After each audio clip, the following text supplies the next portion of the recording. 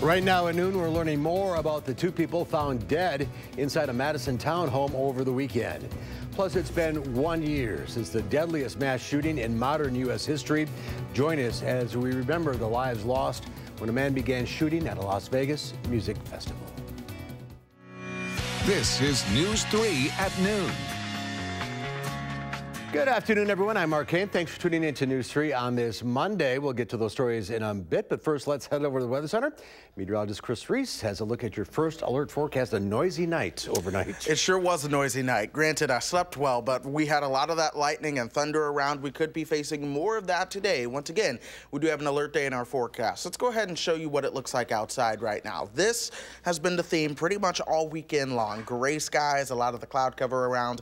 Temperatures have been cool as well. 51 is the temperature right now, and we still have those winds out of the east-northeast at about 8 miles per hour, and that is the cool wind that's really worked to help keep temperatures on that cooler side. However, things are a lot warmer just to our south. Check out 57 in Janesville, yeah? But then we zoom things out just a little bit, and now you see where temperatures are in the 70s across portions of central Illinois, 69 in Peru. And what we have is a stationary front that's been in the same spot all weekend long with waves of low pressure riding along that. The thing is, this next wave of low pressure, that's moving into an unstable environment. So look at all the showers and thunderstorms that we have had, but here's where we have that risk for severe weather. That does include Madison and points to the south. And so the closer you are to that Illinois state line, that is the best chance for some strong to severe thunderstorms as we go later on throughout the day. So we do have an alert day for that with the potential strong winds and large hail, but also heavy rain. And Madison looks to be one of the bullseyes for where we could see some of that heaviest rain going through the rest of the day. So we're going to be breaking down all of the timing and details, Mark, coming up in Maine weather. We've had a lot of rain already. Yes, we have. In fact, we've gotten about 2 inches of rain this weekend. We could put another 2 inches on going through tonight. That's not good news. No, it's not. All right, Chris, we'll check back in a few minutes. Topping the news today, the Dane County Medical Examiner has identified the two people found dead Saturday inside an East Madison townhouse. 34-year-old Sherry Waller and 39-year-old James Sykes, both of Madison, were found inside a home in the 3100 block of Webb Avenue. The medical examiner said the preliminary autopsy results confirm Waller and Sykes died from firearm-related trauma. Police say the two knew each other, and this incident appears to be targeted. The Madison Police Department plans to hold a news conference on this incident at 1:30 this afternoon. Jury selection is scheduled to start today for the Madison police officer accused of driving drunk with a child in her car. Kelly Heft reportedly had a BAC of 2.7 when witnesses reported seeing her crash into the road signs off McKenna Boulevard last year. Prosecutors say she had a 5-year-old in the back seat of the car at the time. Heft was serving as a safety education officer at the time, but was reassigned to patrol after the incident. If convicted, she's facing between 5 days and 6 months in jail. The Madison School District is holding a meeting tonight to talk about recent incidents involving guns and La Follette High School students. Anyone from parents to those living near the school can share their concerns with police and La Follette staff. A teenager was shot near the school last week during a fight. It was the second time within a week that La Follette and Senate Middle Schools had to go on lockdown due to a gun-related incident. Tonight's meeting starts at 6:30 and is taking place at Senate Middle School, which is on Flom Road. Rescue crews in Indonesia are racing to find survivors as the death toll rises from a devastating earthquake and tsunami. More than 840 people have been killed. Volunteers dug mass graves for those bodies today. Crews believe more than 1 million people are impacted by Friday's earthquake. Cell phone video shows the quake's power as the ground cracks and explodes. The seismic shock triggered a tsunami, bringing a wall of water nearly 20 feet high, washing over the island. It has struck without warning after the quake cut power to the tsunami alert system. The country plans on bringing in aid, but Indonesians say it's not coming fast enough. Well, today is 1 year since the deadliest mass shooting in modern U.S. history. 58 people died and hundreds others were hurt when a man began shooting during a country music festival in Las Vegas. The man was perched in a hotel, firing down at the 22,000 people attending the festival. This morning, a special memorial service was held and organizers released 58 doves to honor those killed. This morning, hundreds gathered to remember the victims, and organizers, as we mentioned, released those doves to honor those. We can't let this define us and let evil win. We must continue to fight. I refuse to let it take one more thing from me. It seems like it was just yesterday, to be honest. No one understands the way we feel. You know, the terror that we had that night, the sadness that we have for the 58. It's just overwhelming.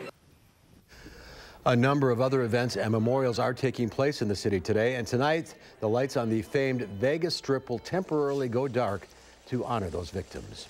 And a woman from our area was at the music festival and continues to honor the lives that were lost. Kimberly Wick-Linz is an Edgewood High School graduate who grew up in Mazomanie.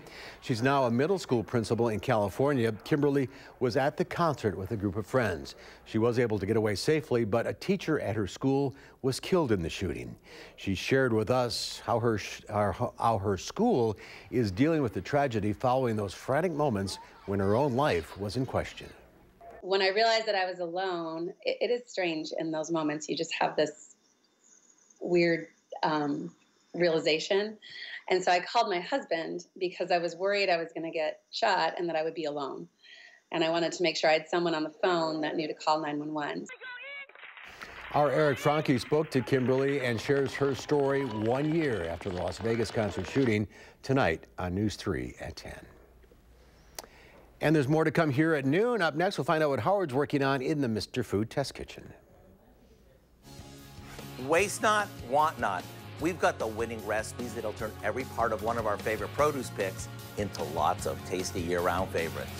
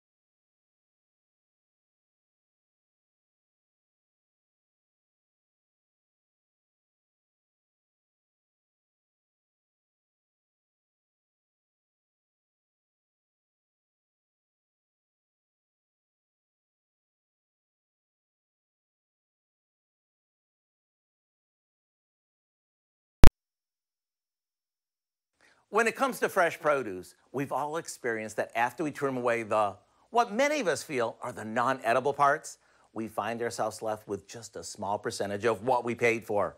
Well, all of that changed after I got to see firsthand the winning results from a contest that challenged America to come up with a recipe that uses every part of our favorite produce pick, the watermelon. Let me show you.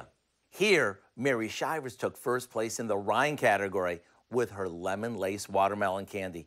It's to die for.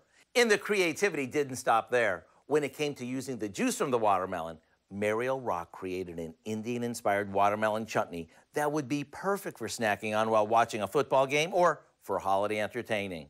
Shauna Havey took things up a notch by replacing a wedge of iceberg lettuce with juicy watermelon and lacing it with a homemade farm-to-table dressing that wowed the judges. But Shannon Cohn earned the title of Grand Prize winner by combining pickled watermelon rind with goat cheese and fresh basil and spreading it on toasted French bread. To get the recipe for the pickled watermelon rind bruschetta bites, along with all of the winning recipes, simply visit our website. I'm Howard of the Mr. Food Test Kitchen, where today we found a 100% edible and year-round tasty way for you to say, ooh, it's so good.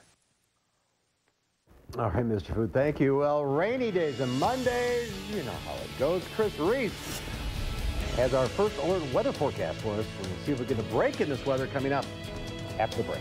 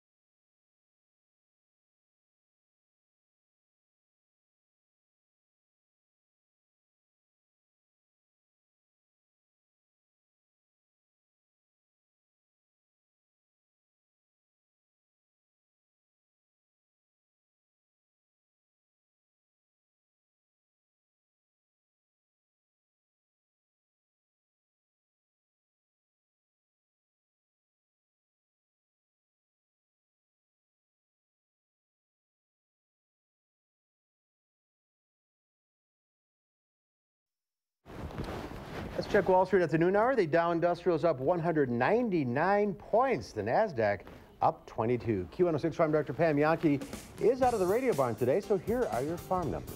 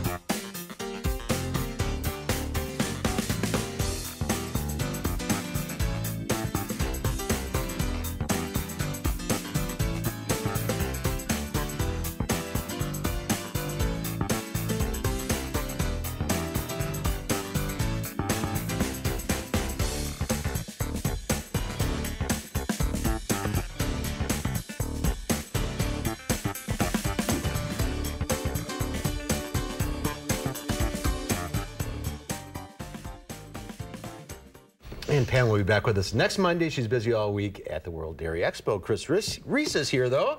Kind of a wet day out there. It has been a wet day. It all started yesterday. It was foggy. It was soggy. That rhymes. How about that? But we saw more and more of those showers and thunderstorms move through overnight. And now we're going to see more of those going through today as well. That is why it's an alert day for the potential of some heavy rain, along with damaging winds and some potential large hail, with the upper atmosphere being much cooler. Now, here's the deal. Madison is kind of on the fringe of where we have that severe weather threat.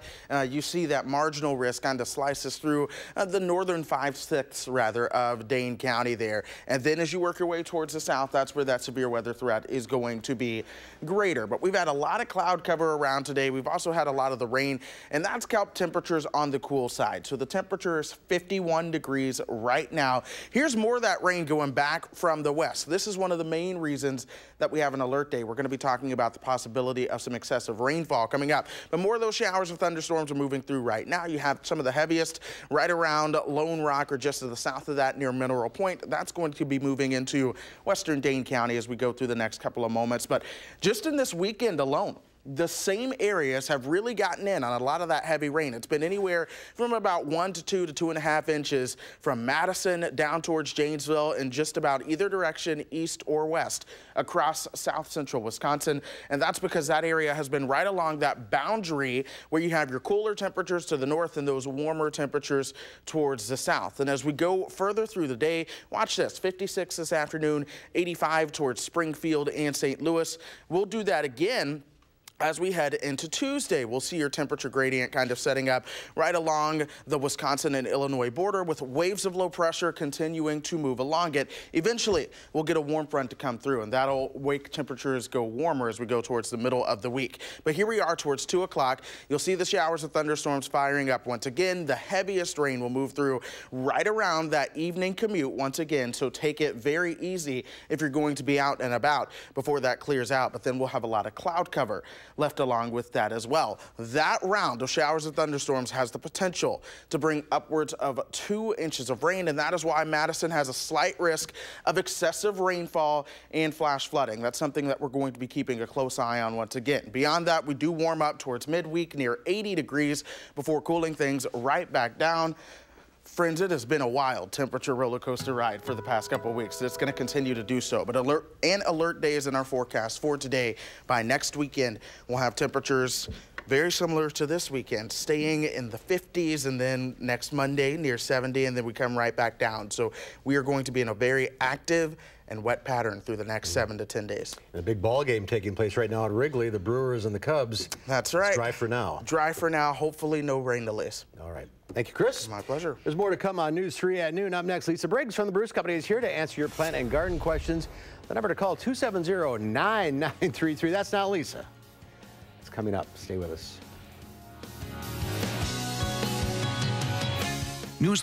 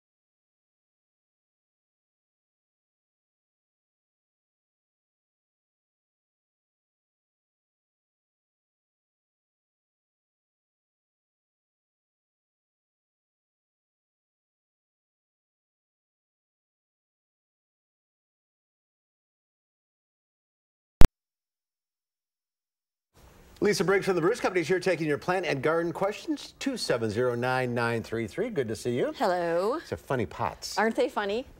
These are by a company, and they used to have cats and dogs, and now they've done birds, and they're super silly. Owl and baby owl? Yeah, and they're just for like a little cash pot. Just throw a little, whoops. Oops. Throw a little plant in there. Hello, sorry about that. You got cardinals. There's cardinal, there's blue jay, there's a really funny woodpecker, so lots of different ones. They're super silly. There. Is that a mum? Mums, yeah, mums, polka dot plants, crotons. There's a little, all house plants? yes, all house plants. We're getting to be that transition It is getting to be time. that time, and yeah, so start thinking about, if you didn't bring them in for the weekend, when it got cold, start thinking about it, make a plan. It'll be 80 on Wednesday, but don't let that fool you. Don't let that fool you. It's October. Yes, kill the bugs and bring them in the house. All right, let's go to Mark from Madison. Hi, Mark, what's your question?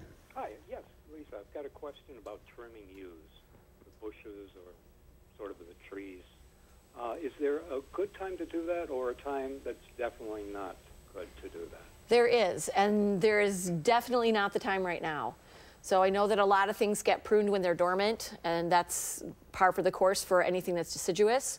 But for evergreens, you really want to prune them after they put their new growth on, because that's when they start to set buds for growth the following year.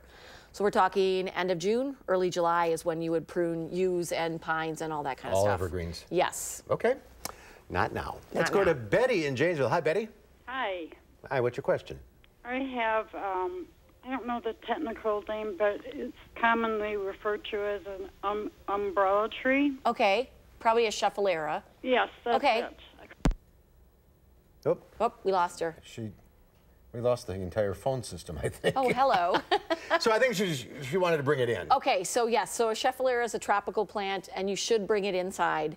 They are pretty susceptible to scale. So what I would do is certainly spray it with insecticidal soap in case there are any crawlers on there, and then put a systemic insecticide in the soil. Because once you get scale on a Scheff, it's really hard to get rid of it. All right, Larry was on the phone until we had, it's working again, we're getting there. He wanted to do something about a grow light. I don't know what the question would be. Okay, grow lights are great, especially if you're bringing plants indoors. They have different kinds of fixtures that would be more like light bulbs that would give you general light in an area if you're bringing houseplants that have been outside into a place where it's not as there's not as much sunlight. So I hope that answered the question. All right, Sandy in Madison. Hi, Sandy, what's your question? Hi, I have some old lilac sort of trees, and I'd like to stimulate some new growth. Okay. When is the best time to prune those to stimulate that? Well, what you'll want to do is something that's called renewal pruning. And renewal pruning, you take a look at the whole plant, and it's best to do it when it's dormant, and then you cut back 25 or 30% of those oldest stems all the way back to the ground. That will stimulate new stems that'll come up from the roots. And that's best to do when it's dormant. So leaves are off kind of early spring before stuff starts to really starts to bud out. All right, thank you for calling. Who do we have on line one here? I'm trying to, doesn't say it. Well, it's hard to let them know. How do you have a question for Lisa? Go ahead. I do. What is it? I do. I heard you. I heard your question. Answer the question about pine trees. I wondered about oak trees. We have some oak trees that are fairly new, and we'd like to trim back the branches. Is that a fall, spring? When do we do that? Oak trees need to be pruned only when they're dormant. So what you want to do is wait for the leaves to fall off, and then you can prune them. If you prune them when they're actively growing, it can attract an insect called a two-line chestnut borer, and that's a carrier of oak wilt. So you want to be really careful to not prune generally from the early April 1st to the end of October. So wait till the leaves fall off, and then you can go ahead and take off any branches or do some trimming. I heard it's illegal to trim them. I guess Well, the forestry right. really discourages it while they're actively growing, because once a chestnut borer gets in an area, trees can be connected by roots, and so it can spread from tree to tree really easily. Thank you, Lisa. If you're on the line, stay there. Here's Chris with one final check of your forecast. That's right. More and more showers and thunderstorms will be picking up as we go through the afternoon and evening. We're really going to watch that rush hour time frame for a squall line to come through here. That'll bring the potential for damaging winds and hail, along with the possibility of added flooding issues. We could see 2 inches of rain or so as we go through tomorrow morning. All right, that's our time for now. Thanks for watching. We'll see you back here at 4.